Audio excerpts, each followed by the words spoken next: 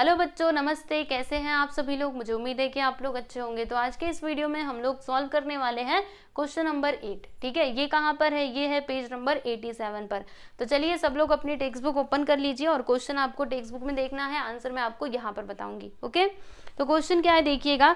Generalise the following transactions in the books of Dhoni auto car centre, यानी कि Dhoni auto car centre के book में हमें एंट्रीज करनी है ना। तो आप यहाँ पे ऊपर क्या लिखोगे? इन the books of Dhoni auto car centre, फिर उसके जस्ट नीचे आपको लिखना है जर्नल एंट्रीज, और फिर इस तरीके से आप सभी लोग फॉर्मेट बना लीजिए, है ना। और फिर क्या करोगे? डेट में आप सबसे पहले ईयर लिखोगे 2018, उसके नीचे मंथ लिखना है। मंथ कौन सा है? नवंबर, है ना। अभी देखो बच्चों, पहले तारीख का ट्रांजेक्शन देखिएगा, क्या लिखा हुआ है कि sold 1000 shares for ₹100 each and paid brokerage at the rate of 1% and amount credited to our account. अभी इसका मीनिंग क्या हुआ देखो, आपको बताती हूँ वर्किंग नोट करके। शेयर्स का मतलब तो आप जानते ही है ना बच्चों, शेयर्स यानी क्या? इन्वेस्टमेंट ही होता है, ठीक है, समझे कि नहीं। तो हमने क्या किया, हमने ना शेयर्स बेचा। यहाँ पे देखो क्या बताया गया है कि सोल्ड शेयर्स, ठीक है। कितने शेयर्स हमने बेचे? तो 1000 शेयर्स हमने बेचे, जिसमें से हर एक शेयर का प्राइस कितना था? तो 100 ईच, यानी कि 100 रुपए था। मतलब एक शेयर का प्राइस 100 रुपए था, और ऐसे हमने कितने शेयर्स बेचे? तो 1000 शेयर्स हमने बेचे, ठीक है। तो प्राइस ऑफ 1000 शेयर्स कितना हो जाएगा? मतलब टोटल अमाउंट हमें कितना मिलेगा ये शेयर्स के बदले में? तो इन दोनों का मल्टीप्लाई कर दो, आपको पता लग जाएगा। तो यहाँ पे हम लिखते हैं कि प्राइस ऑफ 1000 शेयर्स, है ना। 1000 शेयर्स का प्राइस कितना हो जाएगा? तो 1000 इंटू 100। तो जब हम लोग मल्टीप्लाई करेंगे ना बच्चों, तो कितना आएगा? 1 लाख रुपए, यानी कि प्राइस ऑफ 1000 शेयर्स कितना आ गया? 1 लाख रुपीज। ओके, ये बात आपको क्लियर है। फिर यहाँ पर उन्होंने आगे क्या बताया कि हमने क्या किया ना, 1% का ब्रोकरेज भी पे किया। अच्छा, ये अभी ब्रोकरेज क्या होता है? तो देखो बच्चों, जैसे कि ये हमारी कंपनी है ना, और यहाँ पे हमारा कस्टमर, ठीक है, कस्टमर है बराबर। अब कंपनी के शेयर्स को परचेस करना है, तो ये जो कस्टमर है ना, ये डायरेक्टली यहाँ से परचेस नहीं कर सकता। तो फिर क्या होगा? बीच में कोई ना कोई पर्सन होता है, कोई ना कोई एजेंट होता है जो इनकी हेल्प करता है शेयर्स को बेचने या फिर खरीदने के लिए, है ना। तो ये जो बीच में पर्सन है ना, ये फ्री में थोड़े ना काम करेगा, इसको भी तो कुछ चाहिए रहेगा। तो कंपनी ने क्या किया, इसको जो कमीशन दिया, मतलब जो पैसे दिए, उसी को हमने यहाँ पे क्या बोला है बच्चों? तो ब्रोकरेज बोला है, ठीक है, समझे कि नहीं। और ये जो ब्रोकरेज है ना, ये किसको दिया जाता है? तो ब्रोकर को दिया जाता है, यानी कि जो बीच में एजेंट है उसको दिया जाता है, ठीक है। तो हमने ब्रोकरेज कितना दिया? तो एट द रेट ऑफ 1%, है ना। तो अभी देखो बच्चों, 1% हम किसका निकालेंगे? तो ये जो शेयर्स का प्राइस आया है ना, इसका 1% हम निकालेंगे, तो पता चलेगा कि ब्रोकरेज का अमाउंट कितना है। तो देखो आपको बताती हूँ, ब्रोकरेज का अमाउंट कितना हो जाएगा। 1 लाख का 1% निकालिएगा जरा, 1/100। तो 00 से 00 गया, यानी कि ₹1000। ये हमें क्या मिला बच्चों? ब्रोकरेज। मतलब कंपनी ने क्या किया, यानी कि हमने क्या किया, 1000 रुपये ब्रोकरेज पे किए, ठीक है। और फिर उसके बाद ये सारी चीजें तो आपको समझ में आई ना। अभी यहाँ पे एक और बात सुन लीजिए, हम लोग किसको करेंगे डेबिट और किसको करेंगे क्रेडिट, ठीक है। तो देखो बच्चों, ये जो शेयर्स है, अगर हम इसको बेच रहे हैं तो हमारे बिजनेस में से ये जा रहा है ना। और ये हमारे लिए क्या था? असेट्स था, समझे कि नहीं। इन्वेस्टमेंट क्या होता है? इन्वेस्टमेंट हमेशा असेट्स ही होता है। तो अगर हम लोग उसको बेच रहे हैं तो ये हमारे बिजनेस में से जा रहा है। जाने का मतलब क्या है कि जो हमारा असेट्स है वो तो कम हो रहा है, राइट। तो जब ये कम होगा, जब असेट्स कम होता है तो क्या करना होता है? उसको क्रेडिट करना होता है, यानी कि ये जो इन्वेस्टमेंट अकाउंट है ना, उसे हम लोग क्या करने वाले हैं बच्चों? क्रेडिट करने वाले हैं, ठीक है। फिर इसके अलावा यहाँ पे देखिएगा, ये जो ब्रोकरेज है बच्चों, ये जो हम एक्स्ट्रा अमाउंट बीच में एजेंट को दे रहे हैं, वो हमारे लिए फायदा होगा कि नुकसान होगा? देखो, अगर कस्टमर के पास से, मतलब जिसने भी हमारे शेयर्स को परचेस किया, अगर मुझे उसके पास से 1 लाख रुपए मिले, ठीक है, मुझे उसके पास से कितने रुपए मिले? 1 लाख, जिसमें से मैंने क्या किया? 1000 दे दिया, किसको? ब्रोकर को दे दिया, ठीक है। तो अभी मेरे बैंक अकाउंट में कितना पैसे बचेंगे? ओनली 99,000, है ना, क्योंकि हमने 1000 तो उसको दे दिया। समझ रहे हो कि नहीं। तो ये जो 1000 है ना, ये एक तरीके से हमारे लिए क्या हो जाएगा? एक्सपेंस हो जाएगा। और एक्सपेंस जब भी बढ़ता है तो उसको क्या देने का? डेबिट, यानी कि ब्रोकरेज अकाउंट को हम लोग डेबिट दे देंगे, ठीक है। और हमारे बैंक में कितना पैसा आ रहा है बोलना जरा। 1000 जब हमने उसको दे दिया तो हमारे बैंक में कितना पैसा? ओनली 99,000, ठीक है। तो ये जो बैंक अकाउंट है ना बच्चों, इसे भी हम लोग डेबिट करेंगे क्योंकि इतने से जो हमारा बैंक बैलेंस है वो बढ़ जाएगा, राइट। तो चलो अभी फटाफट से एंट्रीज कर लेते हैं, और इस तरीके से आप लोग जरूर वर्किंग नोट करके रखो अपनी नोटबुक में, ताकि बाद में एग्जाम के टाइम पे पढ़ने बैठो तो आपको परेशानी ना हो, है ना। चलो देखते हैं, 1 तारीख यहाँ पे डाल देते हैं। और मैंने आपको क्या क्या बताया, हाँ बैंक अकाउंट को करना है स्टूडेंट्स डेबिट, तो बैंक अकाउंट डेबिट, ठीक। फिर क्या लिखेंगे, ब्रोकरेज अकाउंट डेबिट,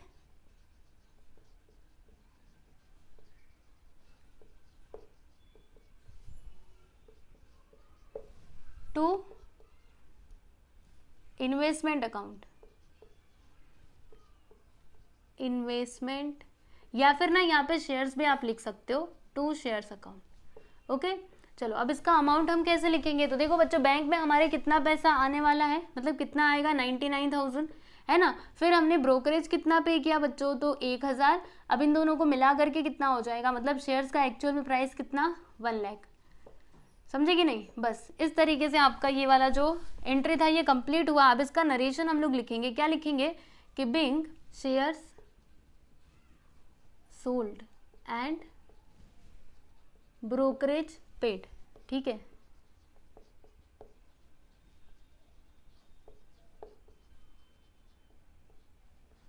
चलो आगे चलते हैं। अभी अगला ट्रांजेक्शन देखिएगा बच्चों, इसमें क्या दिया है कि purchase goods from Anish and company of ₹2 lakh, यानी कि हमने क्या किया, गुड्स खरीदा है अनीश और आशीष और कंपनी से, ठीक है, कितने का, 2 लाख का।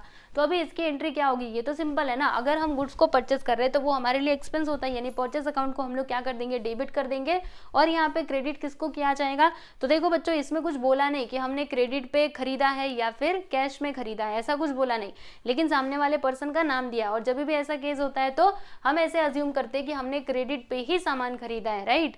तो ये जो आशीष है वो हमारे लिए क्या हो जाएंगे, क्रेडिटर हो जाएंगे, क्रेडिटर ही होंगे ना, क्योंकि हम पैसा देने वाले, ठीक है, तो वो हमारे क्रेडिटर हो जाएंगे।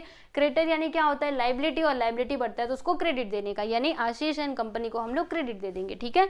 तो चलो अभी इसकी एंट्री कर देते हैं 4 तारीख वाली। यहाँ पर देखिएगा क्या लिखेंगे, क्या बताया मैंने आपको, purchase account debit,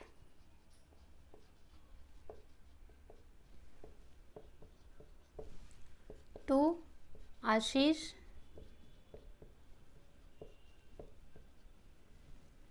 and company account, ठीक है।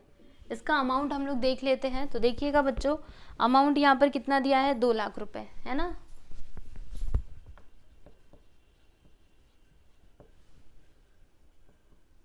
इसका नरेशन हम लोग कैसे लिखेंगे, तो यहाँ पे लिखेंगे कि बीइंग गुड्स परचेज्ड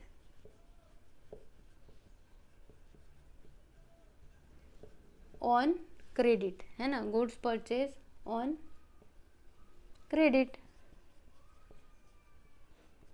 ठीक। तो यहाँ पर ये वाली जो एंट्री थी ये भी हमने कंप्लीट कर ली है। अभी हम चलते हैं बच्चों आगे। अगला ट्रांजैक्शन देखिएगा, यहाँ पे क्या दिया है कि sold goods to Virat and company of ₹1,50,000, यानी कि हमने गुड्स क्या किया है, बेचा है। किसको बेचा है, विराट एंड कंपनी को बेचा है, ठीक है। तो अगेन देखो यहाँ पे ना क्रेडिट लिखा हुआ है ना ही कैश लिखा हुआ है, लेकिन सामने वाले पर्सन का नाम दिया है। मतलब आप ऐसे समझेंगे कि हमने ये जो गुड्स बेचा ना वो हमने क्रेडिट पे बेचा है, ठीक है। तो इसकी एंट्री तो सिंपल है, देखो वो जो सामने वाला पर्सन है विराट एंड कंपनी वो हमारे लिए डेटर हो जाएगा, क्योंकि उसके पास से हमारे पास पैसा आने वाला है, राइट। और सेल्स क्या होता है, इनकम होता है, इनकम यानी कि रेवेन्यू, और जब भी रेवेन्यू बढ़ता है तो उसको क्या करने का, क्रेडिट करने का, यानी सेल्स अकाउंट को क्रेडिट करेंगे, विराट एंड कंपनी अकाउंट को डेबिट कर देंगे, ठीक है। क्लियर है आपको। चलो अभी एंट्री कर लेते हैं फटाक से। यहाँ पे डालेंगे 6 तारीख, और क्या बताया था मैंने आपको, Virat and company limited, limited नहीं था, Virat and company, Virat and CO, ठीक है, account debit to sales account,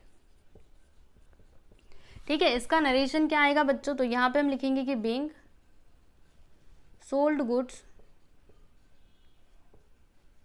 on credit, ठीक है, क्रेडिट पे हमने गुड्स को बेच दिया। कितने का अमाउंट देखा था ना यहाँ पर, 1,50,000, ठीक है। तो यहाँ पे हम लिख देंगे 1,50,000, और इधर भी लिखेंगे बच्चों 1,50,000, है ना, यस। चलो अभी आगे बढ़ते हैं, अगला ट्रांजेक्शन देख लो। यहाँ पर क्या दिया है कि paid for advertisement ₹30,000 2 times of India, यानी हमने क्या किया, एडवर्टाइजमेंट के लिए कितना पे किया बच्चों, तो 30,000 रुपये हमने पे किए। अभी सोचिए इसके लिए हम लोग एंट्री कैसे करेंगे, तो मैंने आपको बताया था ना, एडवर्टाइजमेंट हमारे लिए क्या होता है, एक्सपेंस होता है, यानी कि एडवर्टाइजमेंट अकाउंट को हम लोग इधर डेबिट कर देंगे और हमारे पास से 30,000 रुपये कैश जा रहे हैं ना, तो जब भी कैश जाता है तो मतलब जो हमारा असेट्स है वो कम होता है, असेट्स कम हुआ तो उसको क्या करने का, क्रेडिट, यानी कि कैश अकाउंट को हम लोग यहाँ पर क्या कर देंगे बच्चों, तो क्रेडिट कर देंगे। ठीक है, तो चलिए अभी 8 तारीख वाली हम लोग यहाँ पे एंट्री कर लेते हैं। इधर हम लिखेंगे कि advertisement account debit, advertisement account debit to cash account. इसका नरेशन क्या लिखोगे, यहां पे लिखेंगे कि being amount paid for advertisement.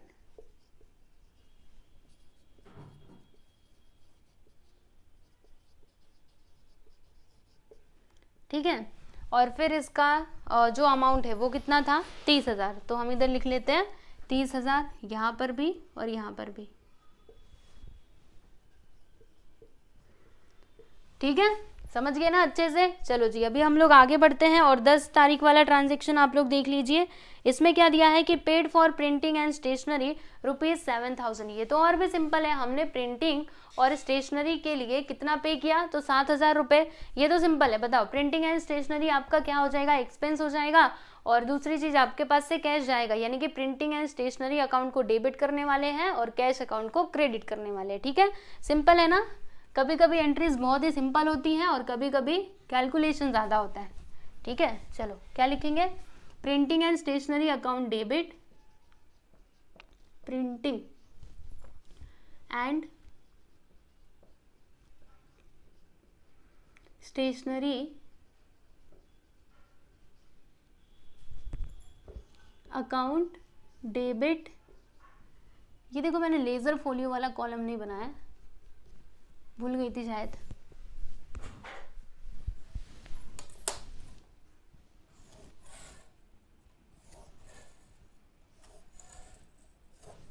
ठीक, हाँ अब ठीक है। टू कैश अकाउंट, इसका अमाउंट देख लेते हैं। तो इसका अमाउंट दिया गया है 7,000, तो यहाँ पर हम लिख देंगे स्टूडेंट्स 7,000 और यहाँ पर भी आएगा 7,000। ठीक है, फिर उसके बाद इसका हम नरेशन लिखेंगे कि बीइंग कैश पेड, या फिर ऐसे लिखोगे, कैसे लिखोगे, अमाउंट पेड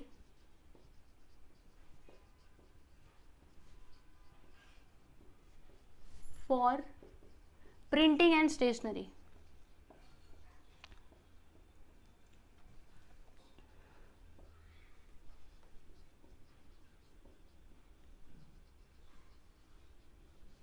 ठीक, समझ गए ना अच्छे से। चलो अभी आगे बढ़ते हैं।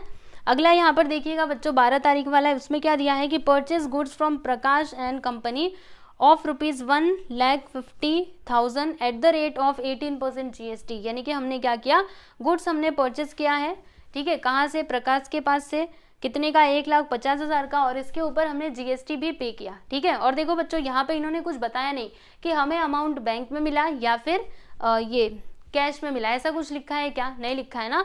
तो आप यहाँ पे क्या समझोगे कि हमने ये जो परचेस किया है ना, ये तो हमने क्रेडिट पे परचेस किया है, और जब भी क्रेडिट पे सामान लेते हैं तो सामने वाले पर्सन का नाम आता है, यानी क्रेडिटर का नाम आता ही है। ठीक है, तो चलो पहले तो हम लोग क्या करेंगे, GST का यहाँ पे कैलकुलेशन करेंगे, SGST और CGST फाइंड करेंगे। तो चलो अब मैं इसको मिटाने वाली हूँ, अगर आप लोगों ने नहीं लिखा है तो आप लिख सकते हो।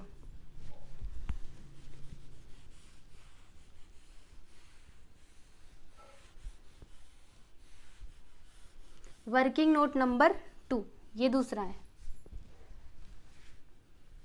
देखो बच्चों अमाउंट कितना दिया था, 1,50,000, इसके ऊपर GST का रेट कितना दिया है, 18%।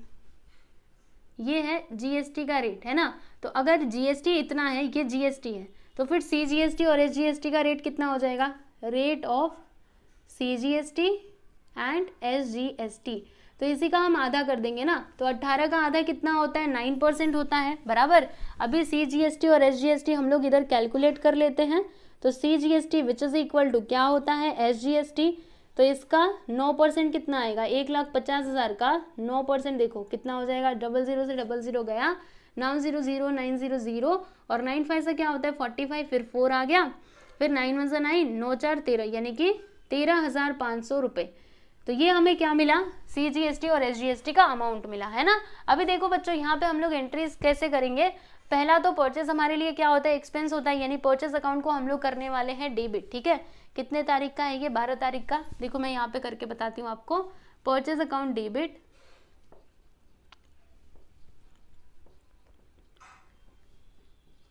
फिर ये जो GST हम लोग दे रहे हैं ना, उसे हम लोग किस नाम से लिखेंगे, इनपुट CGST अकाउंट डेबिट, और फिर इनपुट SGST अकाउंट डेबिट। फिर यहाँ पर हम क्या लिखेंगे, 2, क्योंकि हमने ये क्रेडिट पे बेचा, इसके लिए सामने वाले पर्सन का नाम आएगा। तो कौन है वो जिससे हम लोग खरीद रहे हैं, तो विराट, एक मिनट, प्रकाश एंड कंपनी, ठीक है। तो यहाँ पे हम लिखेंगे 2 प्रकाश एंड कंपनी अकाउंट। अमाउंट कैसे लिखोगे, तो देखो परचेज मतलब जो हमारा सामान है उसका प्राइस कितना है, 1,50,000, ये लीजिए हमने यहाँ पर लिख दिया। इसके अलावा जो GST आप दे रहे हो उसमें से CGST कितना है, 13,500, और SGST भी इतना ही है, तो यहाँ पर हम लिख देंगे 13,500, ठीक है। और यहाँ पर क्या लिखेंगे, तो इन सभी का टोटल। तो देखो बच्चों होगा क्या, 0 0 5 5 10 का 0, फिर 1 आ गया, फिर उसके बाद यहाँ से ये गया ना, फिर 3 3 6 और ये 1 7, फिर 5 1 6 1 7, मतलब 1,77,000। ओके, क्लियर है आपको। अब इसका नरेशन लिख दिया जाए, चलिए लिखते हैं।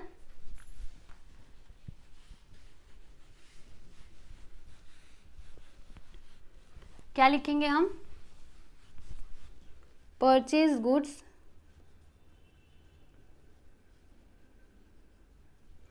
विथ GST ऑन क्रेडिट, ठीक है। क्रेडिट पे हमने गुड्स खरीदा, है ना, सिंपल था ये भी। अब आगे बढ़ा जाए, चलिए आगे चलते हैं। अभी आपको देखना है बच्चों 15 तारीख वाला ट्रांजेक्शन। इसमें इन्होंने क्या दिया है कि paid for transport charges ₹10,000 eight the rate of 12% GST, यानी आपको पहले तो क्या करना पड़ेगा, यहाँ पे 12% का जो GST है ना वो हमें इधर कैलकुलेट करना पड़ेगा, ठीक है। तो चलिए पहले GST का ही कैलकुलेशन कर लेते हैं। तो देखो बच्चों, वर्किंग नोट नंबर 3, याद रखना वर्किंग नोट में आपको लिखना मतलब लिखना है, ओके। यहाँ पे ना S लगा लो, CO, ऐसे, इधर भी नहीं लगाया था ना, कहीं तो मैंने छोड़ा था शायद से, यहाँ पर देखो,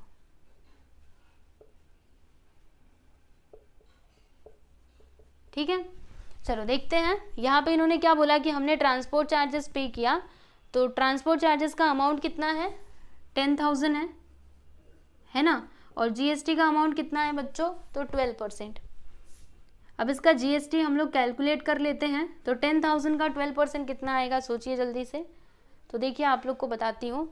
अब पहले तो हमें क्या करना पड़ेगा, CGST और जो SGST है ना इसका रेट पता करना पड़ेगा। तो बताइए कितना हो जाएगा, 6%, यानी इसका आधा तो 6% ही होगा ना। फिर CGST और SGST हम लोग कैलकुलेट कर लेते हैं, CGST और ये SGST, मतलब 10,000 का हम लोग कितना कैलकुलेट करेंगे, तो 6%।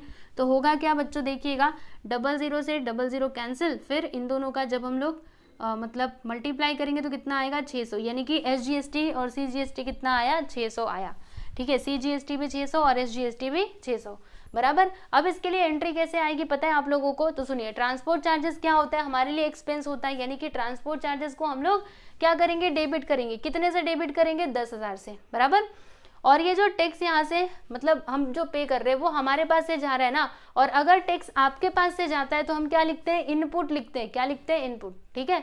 तो इनपुट CGST और इनपुट SGST को भी हम डेबिट कर देंगे, और क्रेडिट किसको करेंगे, तो ये सारा अमाउंट हमारे पास कैश के फॉर्म में जा रहा है, यानी कि जो हमारा कैश नाम का असेट है वो तो कम हो रहा है, मतलब कैश अकाउंट को क्रेडिट कर देंगे, ठीक है। तो कितने तारीख का ये एंट्री था, तो ये था 15 तारीख का। चलो फटाक से इसकी एंट्री कर लेते हैं बच्चों। यहाँ पे हम लिखेंगे 15 तारीख, ट्रांसपोर्ट चार्जेस अकाउंट डेबिट,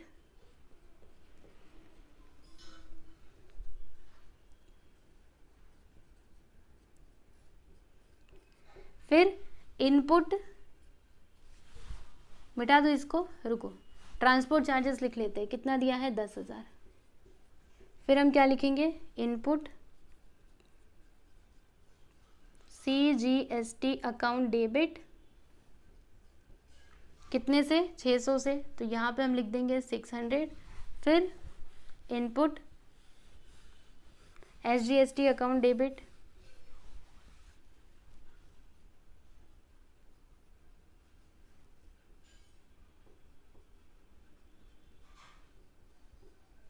कितना आएगा 600, यहाँ पे लीजिए हमने 600 लिख दिया। फिर इधर हम किसको क्रेडिट करेंगे, तो जो कैश अकाउंट है ना इसे हम लोग क्रेडिट कर देंगे।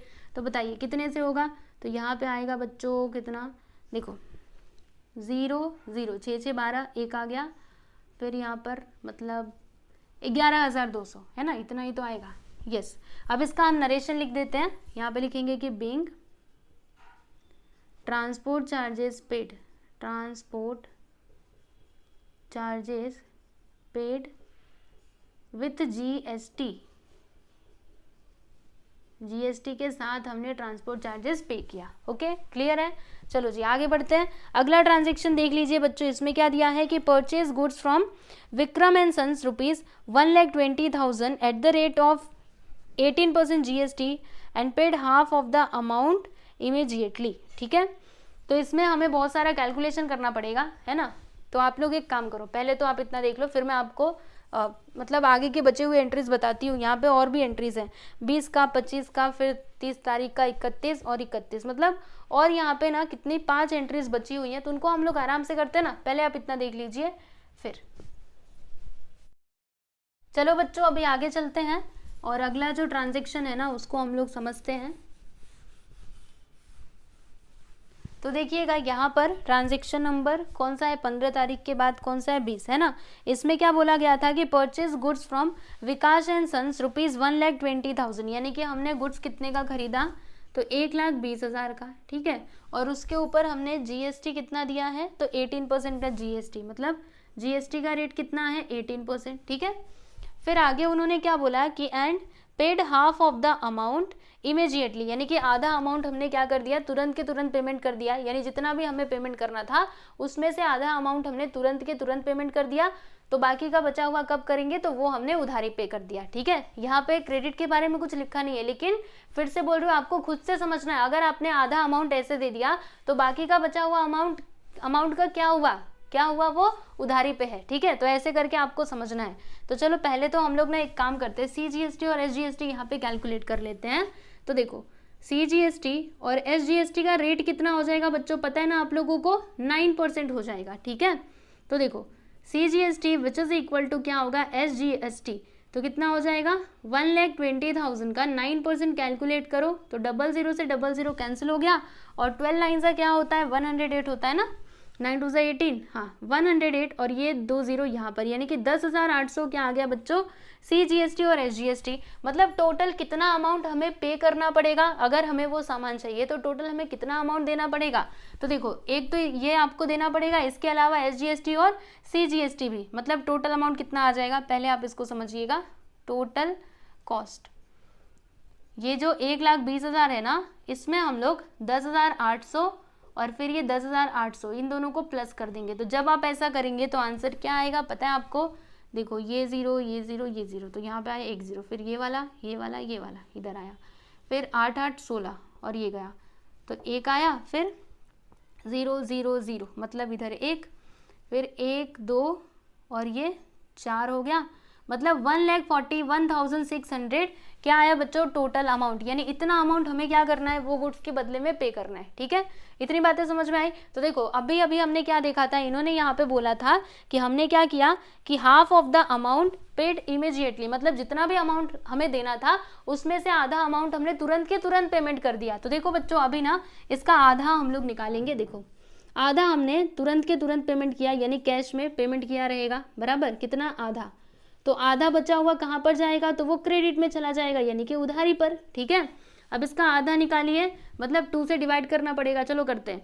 2 7 से क्या होता है 14, फिर यहाँ पे 2 एक साथ लेंगे तो 0 आ जाएगा, 2 8 16 और ये 00 है ना, तो 70,800 और ये भी हो जाएगा 70,800, मतलब 70,800 हमने कैश में पेमेंट कर दिया और बाकी जो आधा अमाउंट बचा हुआ है 70,800 ये हम लोग पेमेंट करेंगे बाद में, यानी कि ये है उधारी पर। ठीक है, तो इस तरीके से आप लोग को वर्किंग नोट करना है। अभी देखो बच्चों इसकी एंट्री क्या होगी, तो एंट्री तो बहुत ही सिंपल है। अगर हम लोग कुछ मतलब कोई भी गुड्स अगर परचेस करते हैं तो वो हमारे लिए क्या होता है, एक्सपेंस होता है, यानी कि परचेस अकाउंट को हम लोग क्या करेंगे, डेबिट करेंगे। चलो आपको डायरेक्टली करके ही बताती हूँ, ठीक है ना, ये एकदम सिंपल है। कितना तारीख था, 20, ठीक है। चलो परचेज अकाउंट डेबिट,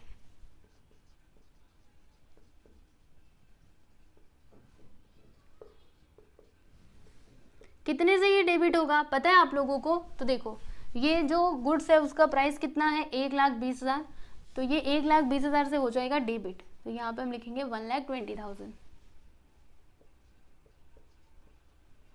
ठीक है ना।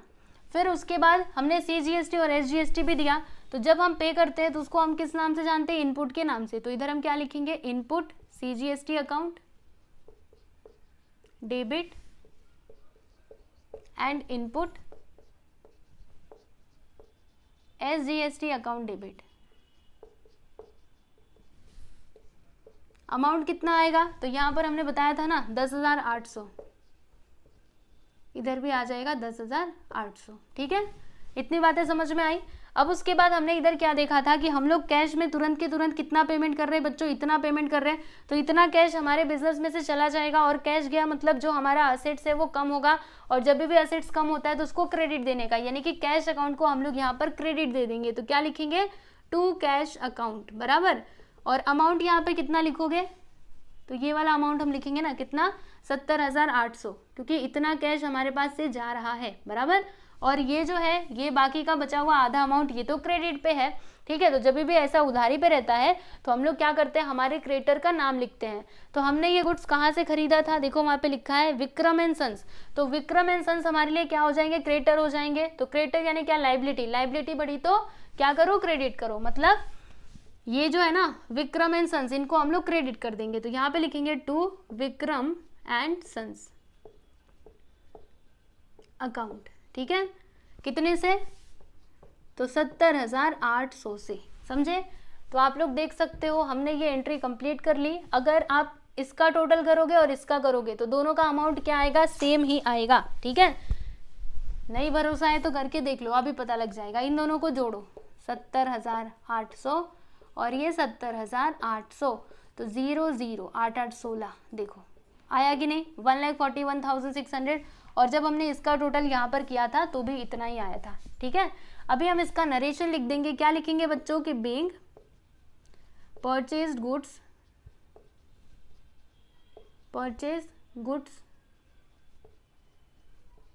With GST and half amount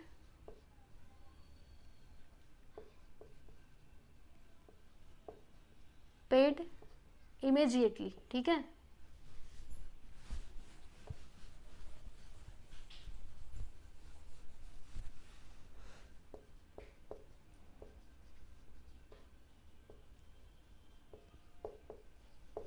ठीक है बच्चों, समझ गए ना। तो ये 20 तारीख वाली एंट्री यहाँ पर कंप्लीट हो चुकी है, आप लोग देख सकते हैं। अभी हम लोग आगे बढ़ते हैं, और ये मैं थोड़ा अमाउंट मिटा दूँ, नहीं तो इसको भी इसी में प्लस करते जाएंगे, पता ही नहीं चलेगा हमको।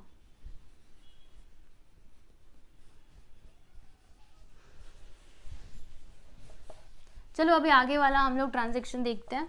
तो अगला ट्रांजेक्शन है कितने तारीख का, तो ये है 25 तारीख का। इन्होंने यहाँ पे क्या बोला कि paid to Prakash and company less 10% discount. तो प्रकाश एंड कंपनी का हमने कहाँ पे एंट्री किया था, मुझे लगता है कि मैंने मिटा दिया, एक मिनट रुको बच्चों, मैंने मिटा दिया, मुझे मिटाना नहीं चाहिए था, पर देखते हैं। देखो प्रकाश एंड कंपनी से हमने गुड्स परचेज किया था कि खरीदा था, रुको आपको याद दिलाती हूँ कहाँ पर ये था, ये प्रकाश एंड कंपनी, हाँ देखो बच्चों 12 तारीख वाला देखिएगा, रुकिए मैं आपको बताती हूँ, ठीक है। देखो बच्चों 12 तारीख की एंट्री हमने क्या की थी, 12 तारीख की एंट्री ना, ये देखो हमारे सामने ही तो है, हम भी कहाँ देख रहे हैं, हाँ देखो ये हमने एंट्री की थी ना, इसमें हमने क्या देखा था कि हमने प्रकाश एंड कंपनी से सामान खरीदा था, ठीक है, और टोटल कितना अमाउंट हमें पे करना था, तो 1,77,000। ओके, तो यहाँ पे इन्होंने ये जो आपका 25 तारीख वाला ट्रांजेक्शन है, इसमें उन्होंने क्या बोला है कि हमने क्या किया ना, कितना अमाउंट पे किया, तो सुनिएगा ध्यान से, हमने मतलब जो उधारी पे हमने ये सामान खरीदा था वो हमने पैसा दे दिया, लेकिन हमें डिस्काउंट भी मिला उसके साथ ही। डिस्काउंट कितने का मिला बच्चों, तो डिस्काउंट हमें मिला 10% का, समझे। यानी जब भी हम लोग यहाँ पे एंट्री करेंगे ना, तो अमाउंट कैसे लिखेंगे, तो 10% का डिस्काउंट भी हमें यहाँ पे दिखाना पड़ेगा, और फिर जो अमाउंट हम दे रहे हैं वो भी हमें इधर दिखाना पड़ेगा, ठीक है। तो चलिए सबसे पहले तो इसका कैलकुलेशन कर लेते हैं। तो टोटल हमें कितना अमाउंट देना था, तो 1,77,000 यानी कि 1,77,000 रुपीज़ हमें देने थे, बराबर, जिसमें से हमें 10% का डिस्काउंट मिल गया। तो हम लोग क्या करेंगे, इसका 10% निकालेंगे और फिर इसको माइनस कर देंगे। देखो 0 0 कैंसिल, ये वाले 0 से ये वाला 0 कैंसिल, कितना आया 17,700, ठीक है। तो अभी क्या करना है, ये जो 1,77,000 है ना, इसमें से 17,700 को माइनस करो, तो 0 0, 10 में से 7 गया तो 3, और 16 में से 7 गया तो 9, 6 में से 1 गया तो 5, यानी 1,59,300 हमें मतलब हम क्या कर रहे हैं, पे कर रहे हैं, ठीक है। तो जब भी आप लोग पेमेंट करोगे बच्चों, तो आपके पास से पैसा जाएगा, और ये आप कैसे दे रहे हो, यहाँ पे कुछ लिखा नहीं है, मतलब आप समझ जाइए कि हम लोग कैश में ही पेमेंट कर रहे हैं, ठीक है। तो जब भी हम लोग कैश में पेमेंट करेंगे तो कैश हमारे बिजनेस से जाएगा, यानी कैश अकाउंट को हम लोग क्रेडिट करेंगे, ठीक है। और ये जो डिस्काउंट आपको मिल रहा है 17,700 का, ये आपके लिए क्या होगा बच्चों, एक तरीके से फायदा हो जाएगा, क्योंकि ये डिस्काउंट आपको मिल रहा है। और फायदा मतलब रेवेन्यू, जब भी रेवेन्यू बढ़ता है तो उसको क्या करने का, क्रेडिट करने का। रेवेन्यू बढ़ा तो क्रेडिट करो, ठीक है। तो हम लोग डिस्काउंट अकाउंट को क्रेडिट कर देंगे, और यहाँ पे डेबिट किसको किया जाएगा, तो डेबिट किसको करेंगे, हाँ, इनको डेबिट कर देंगे, ठीक है, क्योंकि ये जो पहले हमारी लाइबिलिटी थे, अब तो वो खत्म हो गया ना, ये पहले हमारे क्या थे, लाइबिलिटी। क्रेडिटर यानी क्या होता है, लाइबिलिटी। तो अगर हमने पेमेंट कर दिया यानी हमारी लाइबिलिटी कम हो रही है, इसके लिए इनको किया जाएगा डेबिट। ओके, चलो देखते हैं बच्चों इसके लिए एंट्री क्या होगी, सुनिए ध्यान से। यहाँ पे डालते हैं 25 तारीख, और हम लिखते हैं कि प्रकाश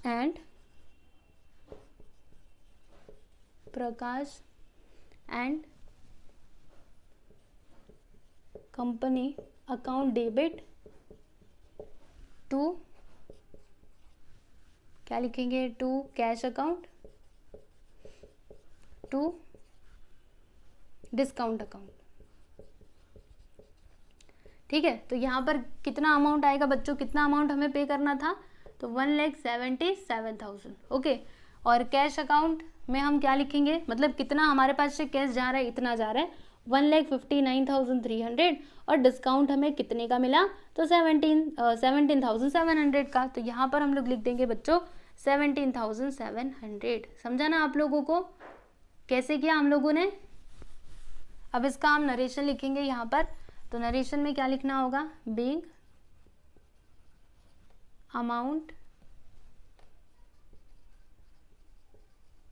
पेड एंड डिस्काउंट रिसीव्ड। हमें डिस्काउंट भी तो मिला ना, तो बता दीजिए यहाँ पे कि डिस्काउंट हमने रिसीव कर लिया, डिस्काउंट रिसीव्ड, ठीक है, समझ गए। चलो अच्छी बात है, अब हम चलेंगे आगे, और हम लोग यहाँ पर देखेंगे बच्चों अगला ट्रांजैक्शन, ठीक है। तो देखिएगा अगला ट्रांजैक्शन यहाँ पर क्या दिया है, 30 तारीख वाला, कि इनवॉइस गुड्स टू संजय ₹60,000। अभी देखो बच्चों यहाँ पे एक वर्ड आया है इनवॉइस, इसका मतलब आप समझते हो क्या, सुनिए आपको बता ही देती हूँ। ये जो इनवॉइस है ना, जब भी मैं आपको थियरी पार्ट पढ़ा रही थी तो वहाँ पे मैंने बताया था कि इनवॉइस जो है वो किसके द्वारा दिया जाता है, तो सेलर के द्वारा दिया जाता है। अगर हम लोग कोई सामान खरीदते हैं तो जो सामने वाला पर्सन है यानी कि जो सेलर है वो हमको इनवॉइस देता है, जिसके ऊपर सारी इन्फॉर्मेशन दी गई रहती है, ठीक है। तो यहाँ पर क्या इन्होंने लिखा है कि इनवॉइस गुड्स टू संजय ₹60,000, यानी हमने क्या किया, हमने इनवॉइस दिया किसको, तो संजय को दिया, ठीक है। तो अब मुझे एक बात बताइएगा, हम उसको इनवॉइस कब देंगे, जब हम उसको सामान बेचेंगे तब, क्योंकि इनवॉइस कौन बनाता है, सेलर बनाता है। मतलब आपको ऐसे अज्यूम करना पड़ेगा कि यहाँ पर हम क्या है, हम यानी बिजनेस क्या है, सेलर है, और ये जो संजय है ना ये हमारा क्या है, बायर है, ठीक है, समझ गए। तो हमने यहाँ पे क्या किया है, सामान बेचा है, कितने का, 60,000 का बेचा है, ठीक है। और फिर देखो यहाँ पे इन्होंने क्रेडिट या फिर कैश कुछ लिखा नहीं है, लेकिन संजय का नाम दिया है, मतलब आपको अज्यूम करना है कि हमने ये सामान बेचा तो सही, लेकिन कैसे बेचा है, तो क्रेडिट पे बेचा है, ठीक है। चलो अभी इसकी एंट्री हम लोग कर लेते हैं, कितने तारीख का है, तो 30 तारीख का। यहाँ पे हम लिखते हैं, इधर करूँ क्या, चलो इधर ही कर देते हैं। क्या लिखेंगे, बताया था ना आपको, सामान बेच रहे हैं ना, तो संजय का नाम आएगा क्योंकि अभी वो डेटर हो जाएगा। तो यहाँ पे हम लिखते हैं कि संजय अकाउंट डेबिट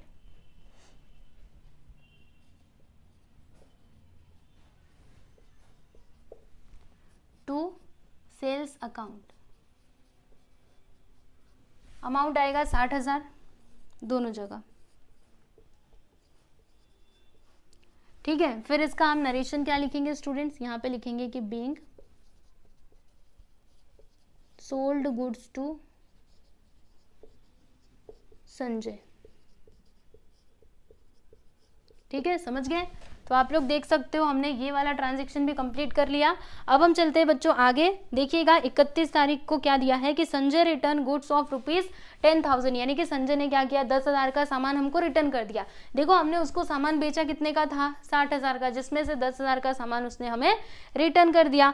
और बताइए जब भी बेचा हुआ सामान वापस आता है तो उसको हम लोग किस नाम से जानते हैं, तो सेल्स रिटर्न के नाम से जानते हैं, ठीक है। अगर आप लोग खरीदा हुआ सामान रिटर्न करोगे तो उसे हम लोग बोलेंगे परचेस रिटर्न, बराबर। और अगर बेचा हुआ सामान वापस आएगा तो उसे हम क्या बोलेंगे, सेल्स रिटर्न, ठीक है। तो अगर सेल्स रिटर्न हो रहा है मतलब सामने वाला पर्सन जिसको हमने सामान बेच दिया था वो हमें वापस से गुड्स ला करके दे रहा है, तो वो हमारे लिए फायदा होगा कि नुकसान होगा, सोचिए जल्दी से। वो हमारे लिए नुकसान होगा ना, क्योंकि बेचा हुआ माल वापस आ रहा है यानी हमारा नुकसान होगा, ठीक है। और जब भी एक्सपेंसेस बढ़ता है तो उसको क्या करने का, डेबिट, यानी कि जो सेल्स रिटर्न है ना इसे हम लोग डेबिट करेंगे, ठीक है। और फिर यहाँ पर हम क्रेडिट किसको करेंगे, तो देखो बच्चों ये जो संजय का अकाउंट है ना इसे हम लोग क्रेडिट करेंगे। अब ऐसा क्यों, सुनिए ध्यान से, ये जो संजय है ना ये हमारे क्या है, डेटर यानी कि असेट्स है, बराबर। तो अगर इन्होंने 10,000 का सामान बेच दिया, बेचा नहीं वापस कर दिया, पहले इनको देना कितना था, मतलब ये कितना देने वाले हैं हमें, 60,000 रुपये, ठीक है। जिसमें से इन्होंने क्या किया, 10,000 का सामान मुझे वापस दे दिया है ना। तो जो सामान इन्होंने वापस दे दिया, क्या ये उसका पैसा हमें देंगे, नहीं देंगे, है ना। तो अभी ये कितना पैसा मुझे देंगे, ओनली 50,000, 50,000 से ही अभी ये हमारे डेटर है। तो यहाँ पे हुआ क्या, ये जो डेटर पहले आपका 60,000 था, रिटर्न की वजह से डेटर घट करके कितना हो गया, 50,000 हो गया। तो बताओ यहाँ पे ये जो डेटर नाम का असेट है वो बढ़ रहा है कि कम हो रहा है, वो तो कम हो रहा है। और जब भी असेट्स होता है कम तो उसको करना होता है क्रेडिट। इसके लिए हम लोग संजय जी के अकाउंट को क्या कर देंगे, तो क्रेडिट कर देंगे, ठीक है। क्लियर है, एक्सप्लेनेशन समझाना। चलो अभी देखते हैं बच्चों इसका एंट्री कैसे करना है, क्या करना है, सारी चीजें बताती हूँ।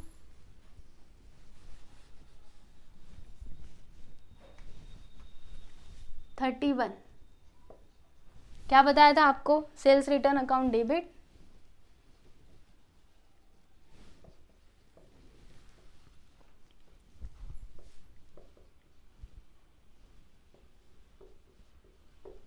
टू संजय's अकाउंट,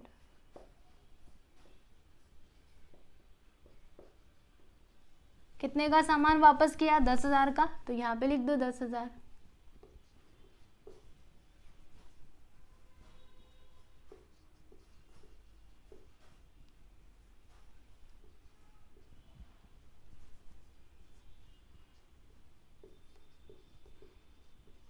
ठीक है, इसका हम नरेशन क्या लिखेंगे कि being goods return by Sanjay, मतलब संजय के द्वारा सामान जो है वो वापस किया गया, ठीक है। बस इतना ही लिख दो, आपका काम खत्म, ठीक है, समझ गए ना।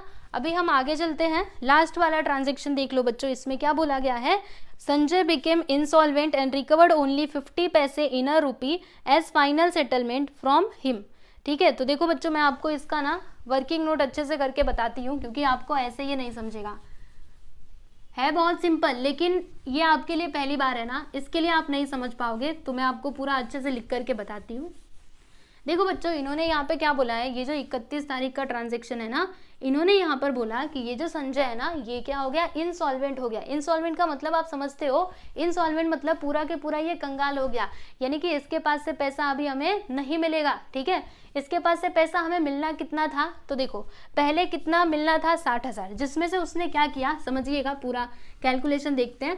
पहले हमें 60,000 मिलना था, है ना, तो उसमें से उसने क्या किया, 10,000 का सामान हमें रिटर्न कर दिया। ठीक है, तो अभी वो कितने से हमारा डेटर है, तो 50,000 से हमारा डेटर है। मानते हो कि नहीं इस बात को, मतलब संजय के पास से हमें 50,000 रुपए मिलने वाले हैं। ठीक है, लेकिन क्या हुआ, जब भी पेमेंट का टाइम आया ना, तो जो संजय है, ऐसा हमें खबर लगी कि संजय हो गया है इंसॉल्वेंट, यानी कि अब वो हमारे ये पैसे नहीं देने वाला। ओके, समझ रहे हो।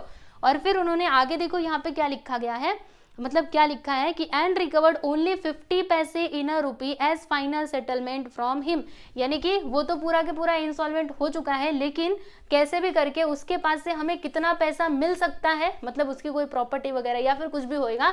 ठीक है, तो उससे हमें कितना पैसा मिल सकता है, तो यहाँ पे इन्होंने बोला है कि 50 पैसे, इसको समझिएगा, 50 पैसे इन अ रुपी। ठीक है, अब इसका मीनिंग क्या है, क्या हमें 50 पैसे मिलेंगे, ऐसा ये बोल रहे हैं, तो ऐसा बिल्कुल भी नहीं बोल रहे हैं। ठीक है, ये 50 पैसे नहीं होगा, बता रही हूँ आपको, ये 50 पैसे का मतलब क्या होता है ना बच्चों, 50% होता है।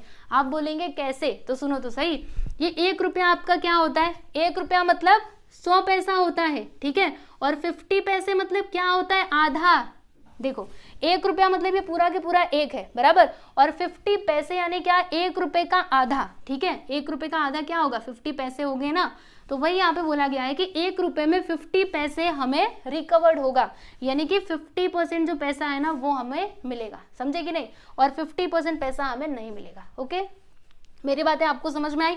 मैंने ये 50% क्यों लिखा, क्योंकि यहाँ पर ये जो बात दी गई थी ना, इसका मतलब यही है, 50 पैसे इन रुपी, यानी रुपी में 50 पैसे, यानी कि आधा अमाउंट हमें रिकवर होगा, यानी कि मिलेगा, और आधा पैसा वो तो चला गया बैड डेट में, यानी कि वो हमें नहीं मिलेगा। ठीक है, वो आपका डूब गया, समझ लीजिए। तो जो पैसा आपका नहीं मिलने वाला रहता है ना, उसको हम लोग किस नाम से जानते हैं, तो बैड डेट के नाम से जानते हैं। ठीक है, तो जब भी हम लोग यहाँ पे एंट्री करेंगे ना, तो आधे अमाउंट को बैड डेट लिखेंगे और आधा अमाउंट तो हमें मिल रहा है, तो उसको हम लोग कैश लिखेंगे। ठीक है, समझे। चलो अब इसकी एंट्री करते हैं बच्चों। तो इसकी एंट्री कैसे आएगी, बहुत सिंपल है, सुनो। ये 50,000 का आधा कितना होगा, 25,000 होगा ना, 25,000। ठीक है, यानी 25,000 तो हमें मिल जाएगा और 25,000 हमें नहीं मिलेगा। ठीक है, तो ये जो 25,000 मिल रहा है बच्चों, ये हमारे लिए क्या हो जाएगा, असेट्स, और जब भी असेट्स बढ़ता है तो वो हमारे लिए, मतलब हमारा जो कैश नाम का असेट है वो बढ़ेगा ना 25,000 से, तो हम लोग कैश अकाउंट को यहाँ पे डेबिट करने वाले हैं। इसके अलावा ये जो 25,000 है बच्चों, ये तो नहीं मिलेगा, ये चला गया है बैड डेट में, यानी कि अब नहीं मिलने वाला, आशा छोड़ दो, कुछ नहीं हो सकता। ठीक है, तो ये हमारे लिए क्या होगा बच्चों, लॉस हो जाएगा। लॉस यानी क्या, ये एक्सपेंस में आएगा, एक्सपेंस और लॉस में, और एक्सपेंस या फिर लॉस बढ़े तो क्या करो, डेबिट, यानी कि बैड डेट अकाउंट को भी हम लोग डेबिट करेंगे। और क्रेडिट हम किसको करेंगे, तो ये जो संजय का अकाउंट है ना बच्चों, संजय का अकाउंट ही क्रेडिट करेंगे ना। जी हाँ, संजय के अकाउंट को हम लोग क्रेडिट कर देंगे, क्योंकि अब वो पैसा नहीं देने वाला है ना, और ये बैड डेट, और ये पैसा दे कौन रहा है, वही दे रहा है ना। चलो अभी देखते हैं कितने तारीख का, 31। ठीक, पहले तो हम लिखते हैं कैश अकाउंट डेबिट, फिर क्या लिखेंगे, cash account debit, bad debt account debit,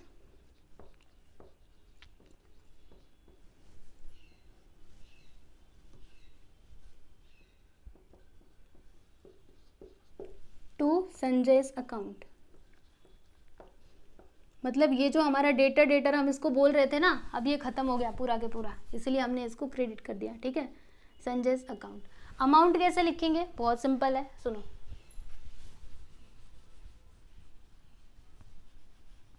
तो ये जो डेटर नाम का असेट है बच्चों, ये कितने से कम हो रहा है, 50,000 से, ये कम हो गया, तो यहाँ पर हम संजय के सामने 50,000 लिख देंगे।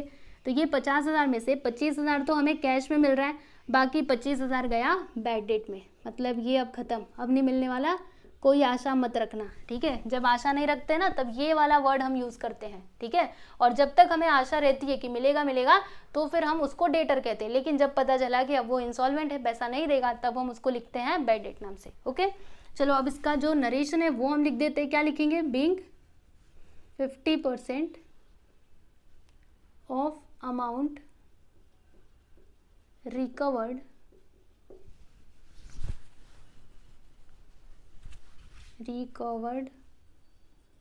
फ्रॉम संजय, यानी संजय के पास से इतना ही अमाउंट हमें रिकवर हुआ।